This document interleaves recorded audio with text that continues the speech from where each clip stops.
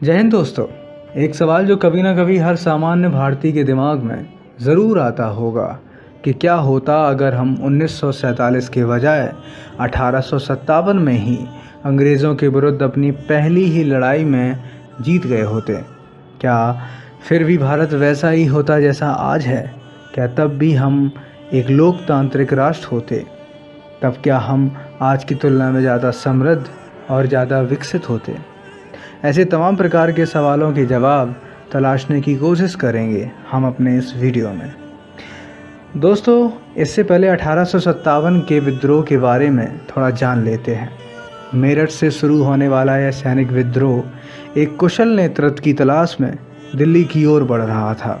दिल्ली पहुंचकर सैनिकों ने वहां लाल किले में मुगलिया सल्तनत के आखिरी वारिस बहादुर शाह जफ़र को अपना शहंशाह घोषित कर दिया और इस लड़ाई की कमान उनके हाथों में सौंप दी। दोस्तों, अगर भारत यह लड़ाई जीत जाता तो इसका मतलब साफ है कि भारत पर एक बार फिर से मुगलिया सल्तनत का राज होता और दिल्ली की कमान एक 82 वर्ष के बूढ़े दुर्बल बादशाह के हाथ में होती। दोस्तों, यहाँ मैंने दिल्ली कहा है क्योंकि भारत के अन्य हिस्सों पर वहाँ की स्थानीय रियासतें एक बार पुनः सत्तारूढ़ हो जाती।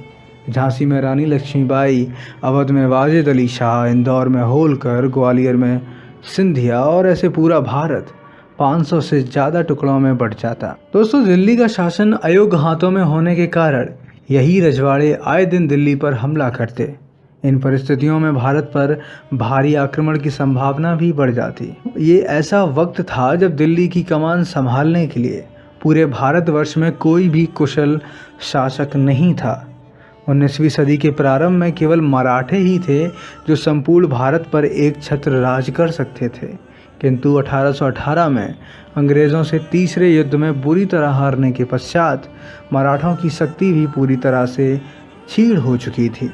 इन हालातों में दिल्ली में एक बार फिर से अराजकता, असंतोष और अस्थिरता का ऐसा माहौल व्याप्त हो जाता जिसमें वर्तमान भारत की कल्पना करना भी शायद मुश्किल लगता। दोस्तों, ये तो हो गई भारत की बात। आप जानते हैं कि इस घटना से विश्व पटल पर क्या बड़े परिवर्तन दिखाई देते। इस घटना से अगर सबसे पहले कोई देश प्रभावित होता तो वो है ब्रिटेन। भारत से हारने के बाद ब्रिटेन को बहुत बड़ा आर्थिक नुकसान झेलना पड़ता। भारत की असली लूट 1857 के बाद ही हुई थी, क्योंकि 1857 की जंग के बाद भारत पूरी तरह से अंग्रेज़ों के कब्जे में आ चुका था। इस प्रकार अगर भारत 1857 में जीतता तो उसका आर्थिक शोषण रुक जाता और देश ज़्यादा समृद्ध होता। वहीं इसके विपरीत ब्रिटेन पर इसका नकारात्मक प्रभाव देखने को मिलता। अंग्रेज़ों की हार ब्रिटेन की औद्योगिक क्रांति का अंत कर देती, क्योंकि भारत से ना तो कच्चे माल की आपूर्ति होती और ना ही धन की, और जिसके दूरगामी दुष्परिणाम दिखाई देते दोनों विश्व युद्धों में इंग्लैंड की करारी पराजय के रूप में।